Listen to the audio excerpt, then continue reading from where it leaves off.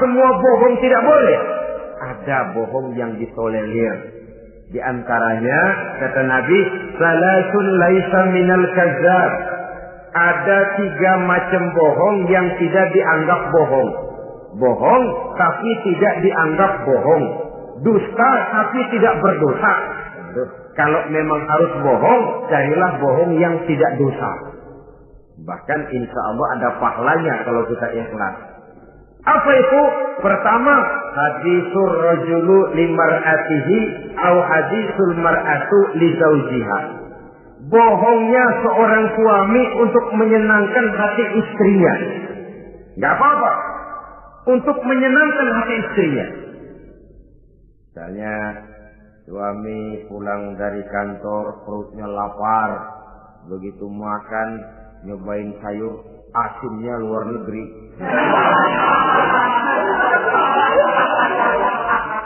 Baru dicobain sedikit suaminya udah celam-celam, melotot matanya. Istrinya negor, bang sayur keasinan ya.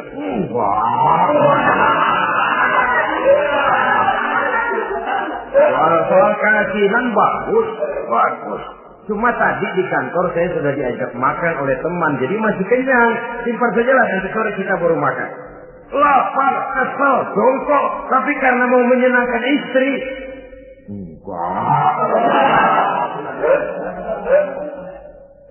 Atau sama saja dustanya seorang istri untuk menyenangkan hati suaminya. Bisa saja itu terjadi. Suaminya beli sendal buat istri. Mahal, padahal murah kena mahal. Warnanya gak enak dilihat, potongannya norak. Suami istri tahu kalau itu sendal murah.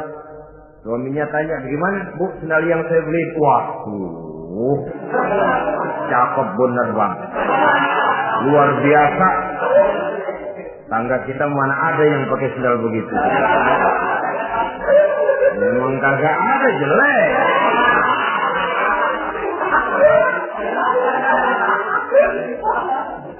Tapi kalau waktu itu istrinya jujur, malah akan bisa menimbulkan keretakan. Bohong seperti ini termasuk bohong yang bisa ditolerir untuk menyenangkan hati istrinya atau untuk menyenangkan hati suaminya. Tapi lalu jangan dieksploitir. Jangan dieksploitir dalam arti untuk menutupi kedustaan, untuk menutupi perbuatan salahnya lalu berdusta. Menutupi perbuatan salahnya, itu yang tidak boleh. Sebab bagaimanapun ditutupi, perbuatan salah toh akhirnya akan naik juga ke permukaan. Yang kedua, al-kadzib li islahi zatil bain. Dusta untuk mendamaikan 2 orang yang sedang berselisih. Itu boleh. Malah Raja Iblis, kalau ada 2 orang yang sedang berselisih, marahan kita jadi tukang sulut, tukang ngipasin. Datang ke sana ngipasin, datang kemari ngipasin. Tidak mendamaikan. A marah sama B. Datang kita sama A katanya kamu marahan sama B. Ya itu B kurang aja. Enggak begitu. Saya kemarin ketemu di si B, dia bilang kangen sama sampean, pengen ngobrol sama-sama. Padahal B enggak pernah ngomong apa-apa. Dia bohong, dia olah sedemikian rupa supaya orang yang berselisih jadi damai. Itu bohong yang berpahala malah. Yang ketiga, bohong untuk menyelamatkan jiwa seseorang. Itu boleh. Ada orang mau membunuh, PKI nyari ustad. Nah, kamu tahu rumahnya Ustadz Ano, kamu tahu? Tahu Pak. Di mana? Bapak mau apa? Mau saya bunuh dia, kurang ajar. Oh, orangnya nggak ada Pak. Mana? Wah, tahu keluar negeri, keluarnya lagi kali dah. Jauh. Padahal orangnya ada di dalam, tapi dia berdusta untuk menyelamatkan jiwa orang yang sedang terancam. Itu malah boleh, bukan saja boleh, berpahala, malah berdosa kalau waktu itu dia jujur. Mau cari ustaz buat apa nih Pak? Mau saya bunuh? Ada Pak di dalam. Ada.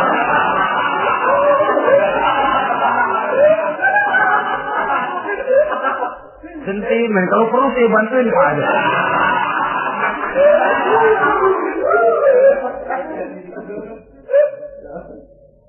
Hanya jenis bohong-bohong seperti ini yang bisa ditolerir. Itu akibat di dunia, saudara.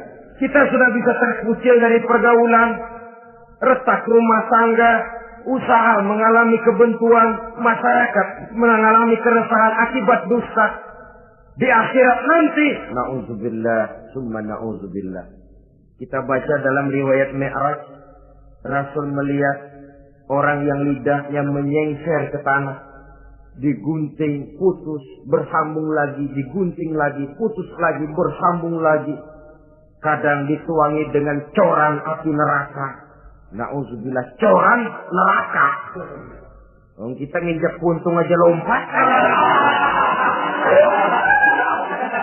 Ini mulutnya dituangi dengan coran dari neraka.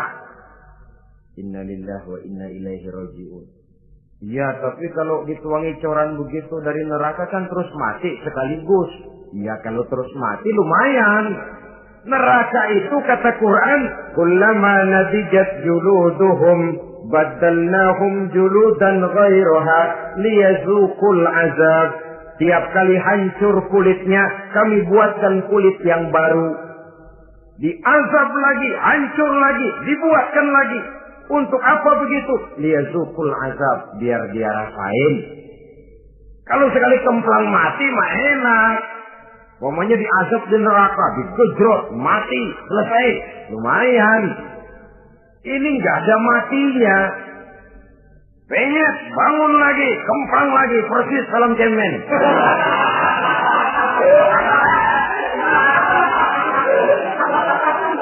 Cuma kalau film cemen mah film, dan itu jelas dusta, di neraka orang tidak kenal mati. Hancur jasadnya, dibuatkan lagi, diazab lagi, dan begitu selanjutnya. Jangan lalu berhitung. Kalau dosanya kebanyakan kan malaikat Malik gemes ntar dilemparin ke neraka, kelebihan liwat. Jadi nggak mampir di neraka. Ya nggak mungkin, saudara-saudara. Tiap kali hancur kulitnya, diganti dengan kulit yang baru. Untuk apa itu? Liyazuqul azab. Biar dia rasakan benar azab itu. Allahu Akbar. Sudah di dunia dia mendapat akibat yang sedemikian rupa dan punya akibat buat yang lain. Di akhirat nanti dia akan menanggung azab. Apalagi kalau dustanya sampai membuka aib saudaranya sendiri. Dusta untuk menelanjangi orang lain. Logikanya saja, kalau ada teman kita atau aurat kita terbuka, kita harus menutup. Muslim dengan muslim seperti satu badan. Bila yang satu sakit, yang lain ikut merasa sakit. Bila yang satu tercela, yang lain ikut merasa tercela. Dikala itu, kita harus justru menutupi aib orang lain. Malahan Nabi mengatakan, siapa yang menutupi aib saudaranya di dunia ini, saudaranya muslim, Allah akan menutupi aibnya di akhirat nanti. Kita kadang-kadang bukan nutupin sih, malah ngorek-ngorek. Kadang-kadang nggak tahu aja belah nggak tahu. Ya, gue dengar anak. Banyakan dia nipasinnya. Saudara-saudara kaum muslimin rahimakumullah. Begitu lidah yang suka berdusta digunting dari gunting api neraka, terpotong dibulatkan lagi, terpotong dibuatkan lagi, tidak henti-hentinya sampai kepada hari akhirat nanti. Karena itu berlindung kita kepada Allah. Jangan sampai diberikan lidah yang gemar berdusta. Tapi lidah yang gemar mengatakan yang benar walaupun terasa pahit. Mengucapkan kebenaran itu besar resikonya. Panjang jalannya, banyak akibatnya. Mencegah kemunkaran besar resikonya. Tapi itu harus kita lakukan. Setidaknya mencegah kemunkaran. Rasulullah sallallahu alaihi wasallam dalam satu hadis menyatakan iyyakum wal kadhiba fa innal kadhiba yahdi ila al fujuri wal fujuru yahdi ila an-nar. Hati-hatilah kamu daripada sifat dusta. Sebab sesungguhnya dusta membawa kepada perbuatan durjana. Dan perbuatan durjana menggiring orang kepada neraka. Mula-mula memang ucapan. Dari ucapan orang melangkah kepada perbuatan. Dan perbuatan itulah yang akan jadi penilaian Allah. Jikalau baik, dia akan menyebabkan kita ke surga. Jikalau tidak baik, perbuatan kita jugalah yang akan menjerumuskan kita ke dalam neraka. Dimulai dari suka berdusta. Akibat lidahnya gemar berdusta, perbuatannya pun merupakan perbuatan dusta. Suka pura-pura, mental munafik. Artinya hilang sifat kejujuran dalam dirinya. Apabila ini sudah melembaga dalam kehidupan seseorang, sulit dia melepaskan diri dari cengkraman dusta itu sendiri.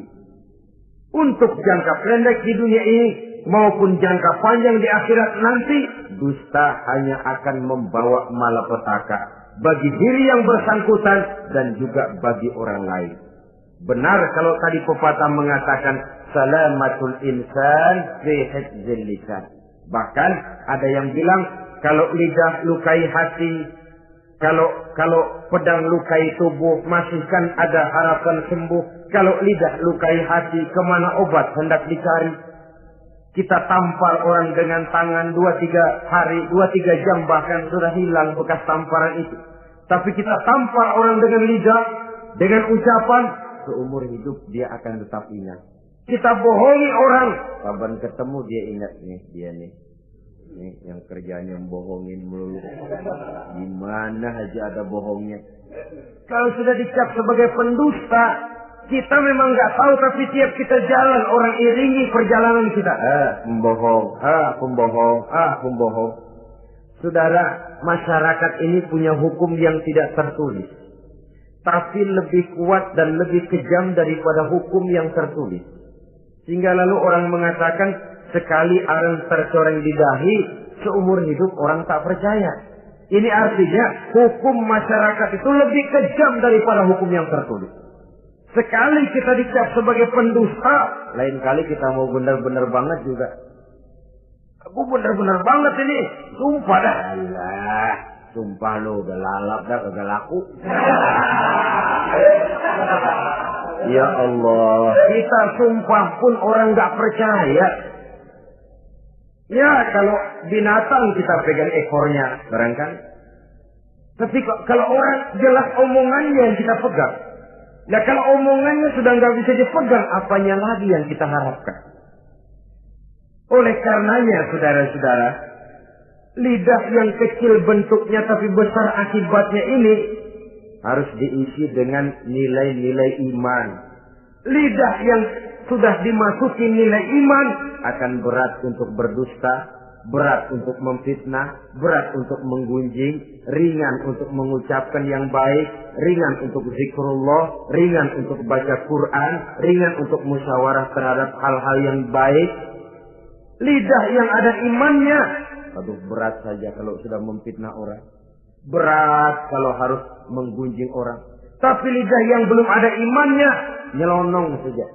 Licin kalau diajak fitnah, licin kalau diajak ngata-ngatain orang, licin kalau diajak mengadu domba orang lain.